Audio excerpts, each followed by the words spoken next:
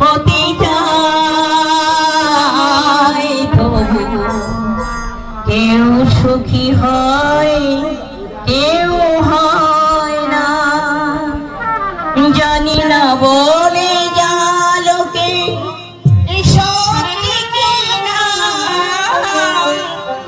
জীবনে সবার নাকি সুখ সহে না সবাই তো সুখী হতে চায় তবু কেউ সুখী হয় কেউ হয় না জানি না বলে যা লোকে সত্যি কিনা বলে সবার নাকি সুখে সহে না সবাই তো সুখী হতে চায়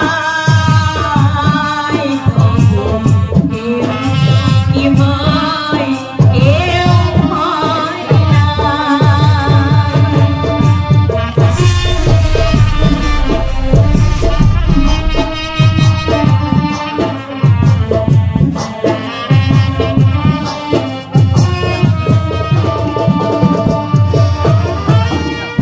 আশায় আশায় তবু এই আমি থাকি যদি আসে কোনদিন সেই সুখ পাখি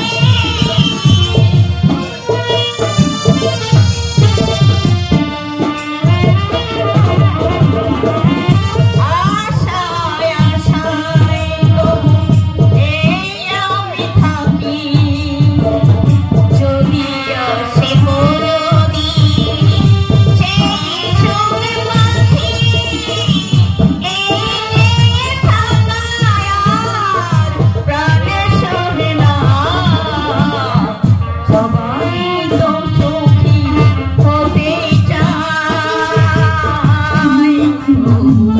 কেউ সুখী হয় কেউ হয় না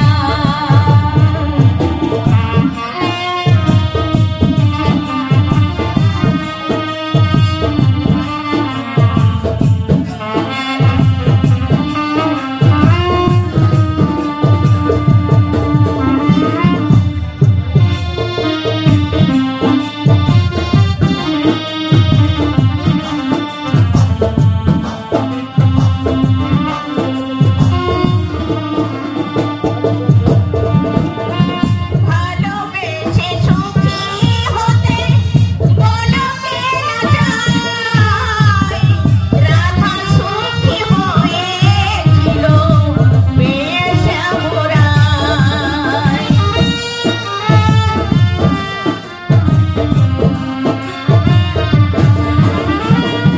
ভালোবেসে সুখী হতে বলো কে না চায় রাধা সুখী হয়েছিল বেশ মোরায় আমিও রাধার মতো ভালোবেসে যাব হয় কিছু পাবো নয় সবই হারাবো এই যে থাকায়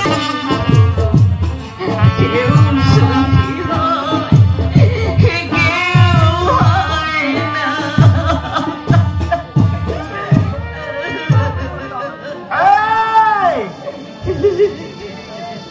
এই গানটার অর্থ আমাকে বুঝিয়ে দিতে হবে নতুন বউ বলো বলো কেন গাইছো এই বিরহের গান আমি কি সারা ঘাসে মুখ দিয়ে চলি না আমি বুঝি না ভেবেছ শালা যখনই দেখি খেজুর গাছের মতো দাঁড়া বইছে বলতে হবে কোন দুঃখে আমি তোমাকে রেখেছি কেন কান্নাকাটি করতে হচ্ছে আমি জানতে চাই আচ্ছা তাই তুমি মাথা গরম করছো আমি তো কোনো অভিযোগ করিনি তুমি দয়া করে আমাকে বিয়ে না করলে আমার দাদার জেল ছিল অবধারিত তোমার এই মহত্বের কথা আমি কোনোদিন ভুলবো না সেই কৃতজ্ঞতা বোধ কি তোমাদের আছে তোমার ভাইকে ছাড়িয়ে এনে না আমি খাবলার খাবলা গুকে কাল নাকি বোমা নিয়ে দাঁড়িয়েছিল সঞ্জয় বাবুকে মারবার জন্য। আমার দাদা, তোমার দাদা এই ওয়াগান বেগারদের সঙ্গে মিশে পুরো ওয়াগান ভাঙছে। আমার নাকি লোকের কাছে বলে বেড়াচ্ছে আমাকে খুন করবে।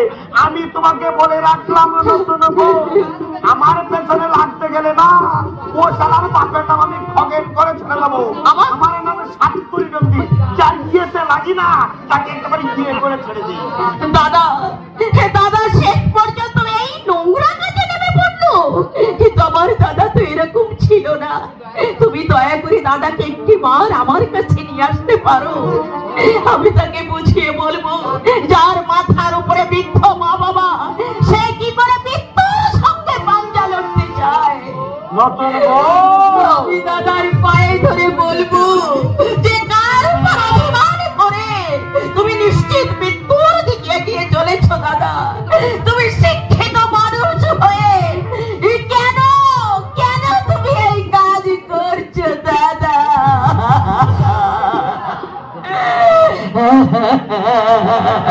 কেঁদো না, কেঁদো না, কেঁদো না। আমি কথা দিচ্ছি যত টাকা লাগে আমি তোমার ভাইকে দেবো, একটা দোকান টোকান করবে।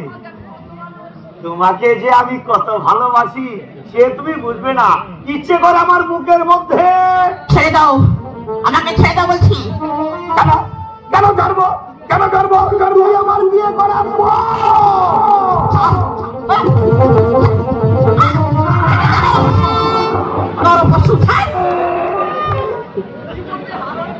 কি বললি, কি বললি হারামজাদি? আমি পশু? আমি পশু? স্বামীকে তুই পশু বললি হারামজাদি? সাতকুড়ি নন্দী মেধা মারা পুরুষ নয় যে পাক পাক বাঘের বাচ্চার তুলে দেবো। তুমি আমার এই দেহ তো পাবে, কিন্তু মন কোনদিন পাবে না। আইনের দোহাই দিয়ে চাইতে পারো তুমি স্বামীত্বের অধিকার, কিন্তু আমার মনের অধিকার তুমি কোনদিন পাবে না। আজ ওই মনে প্রাণে কুমারী, আর এই কুমারী থেকে আমি চিতায় যেতে চাই।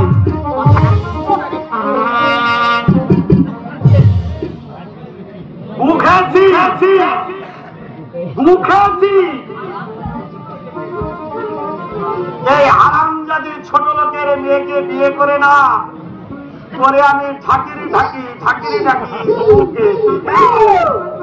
ফোন করে ফেলবো। হারামজাদি তোর মেয়েকে আমি মাটি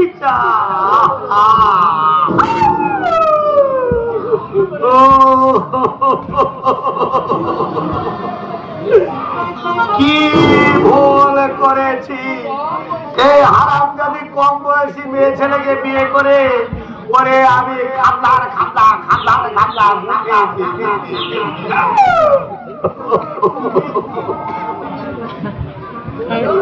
কি হলো নন্দী মশা? মাথায় হাত দিয়ে বসে আছেন কেন? আপনাকে এখনই দেখা করতে বলেছেন যে ওর হাতে আমি যেতে পারবো না বিনোদ। ও নতুন বউকে ছেড়ে যেতে বুঝি মন চাইছে না? বেশ মজায় আছেন তাহলে।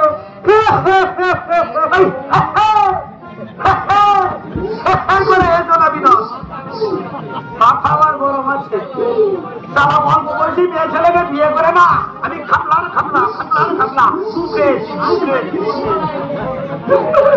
আগে জানলে কোন তালায় এমন কুকর্মটা ভাই বলে প্রাণ আমার অষ্টাগত করে শুনলি হয়তো কোনদিন একটা শুনবে মনের দুঃখে আমি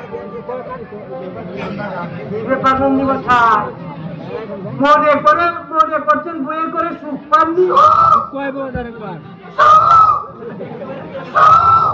সুখে কেবল তেলের মধ্যে গড়িয়ে পড়ছে বাইরে জীবনটা আমার দুর্বিষয় করে হয়তো কোনদিন শুনবে মনের দুঃখে আমি আচ্ছা বিনোদ তোমাকে দুটো কথা বলা ছিল। বলুন। মানে এই যে পাঁজিতে কি সব বিজ্ঞাপন দেখি, বয়স কমে দিতে পারেন না, পাঁজিতে কি সব বিজ্ঞাপন দেখি, মানে কি সব অলৌকিক উপায়ে বয়স কমে দিতে পারে, মানে ইয়ে না বশীকরণ তাবিজ কবজ পাওয়া যায়। পারবে ভাই, ও ভাই পারবে এমন একটা ব্যবস্থা করে দিতে, মানে আমার বয়সটা 60, এটাকে মানে যে 40 করে দিতে পারে, আছে এমন কোন ব্যবস্থা? আছে, তবে বেশি কিছু খরচ হবে যে। ওরে খরচের জন্য আমি ভাবি না, খরচের জন্য আমি ভাবি না, লাগে 200-500 টাকা খরচ করতে রাজি আছে। আসলে জিনিসটা তো ভালো। হ্যাঁ, মুখ্য কথা ছোট বউকে পথ করে দিতে হবে, আর সেই সঙ্গে আমার ইয়ে মানে মানে আমাকে একটু ইয়ে মানে বুঝতেই তো পারছো, মানে একটু ধোয়া মানে আমি এনে দেবো। তার আগে আপনাকে 7 দিন দেহ শুদ্ধি করতে হবে। কিভাবে দেওয়া শুদ্ধি করবো? একটু কষ্টসাধ্য।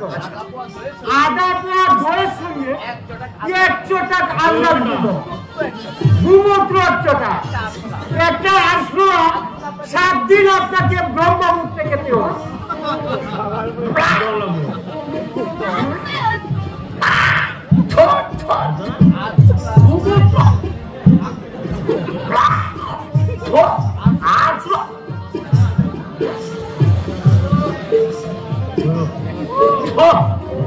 আসলার যে বিদ্যুটে গন্ধ মানুষের বন্ধ প্রাশনের ভাব পর্যন্ত উঠে আসলা করে কি কানুন দিবস পরে আমার এক মামা তোমার গাধা চুলাকে বহবত করছিল, আপনাকে তো আমি সেই বিধান দিলাম না। ভাই ও ভাই আর হবে তো হবে কি বলছে, একেবারে জাদু মন্ত্রের মতো কাজ হবে, না হলে আপনি আবার কান বলে দেবেন। তবে জান্নাত করে গেলে হবে না, অশান্ত চিত্তে অজ্ঞত্বপর হাতে পাবেন, অবশ্য বশীকরণ তাবিজ ও মন্ত্র আপনি পাবেন। মুখ্য কথা যৌবন আপনি ফিরে পাবেন। ঠিক আছে ঠিক আছে, কি আর করা যাবে, কাল থেকে তাহলে আরম্ভ করবো।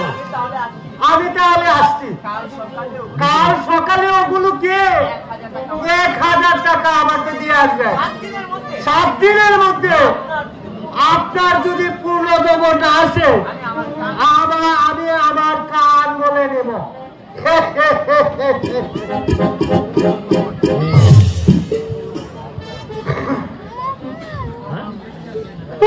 যৌবন ফিরে আসবে, আগে যৌবন ফিরে আসুক, তারপর কলপ কিনে এনে মাথায় লাগে চাকায় চাকায় নাকি বাঘের দুধ মিলে, আর যৌবন পাওয়া যাবে না, নিশ্চয়ই পাওয়া যাবে।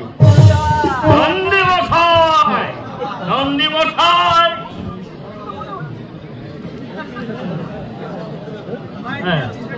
খুব চিন্তান্বিত মনে হচ্ছে। নতুন বিয়ে করলে আনন্দের মিষ্টি বিয়ে করে, মানে বিয়ে করে আমার ইয়ে দিয়ে বাঁধ যাচ্ছে মশাই। আমি সারা হালে পানি পাচ্ছি না, প্রাণ আমার ঝালামালা হয়ে যাচ্ছে। কেন কেন কেন? বউ বস মানছে না।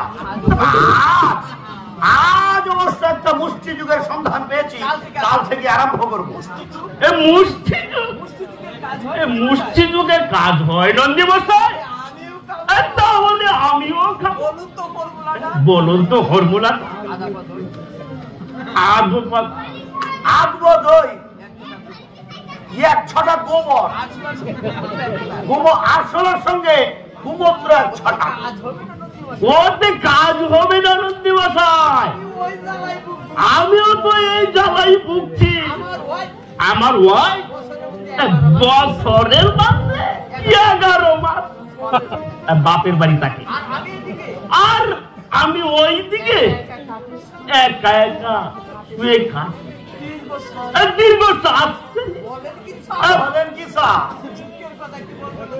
দুঃখের কথা কি বলবো নন্দী মশাই? বৌদি যে আমার উপর যেন শুদ্ধ পুত্র করছ রজনীগন্ধা বাদ্যে জুতার সংকোচ এমন হয় অনেকের ভাগ্যে জুটে না। বেশ ভালো জিনিস তো। একবার কি হয়েছিল জানেন? চুর ধরতে গিয়েছিলাম। আচ্ছা, বাড়ির চারদিকে পুলিশ ঘুরে ফেলেছে যাতে বেটা পালাতে না পারে।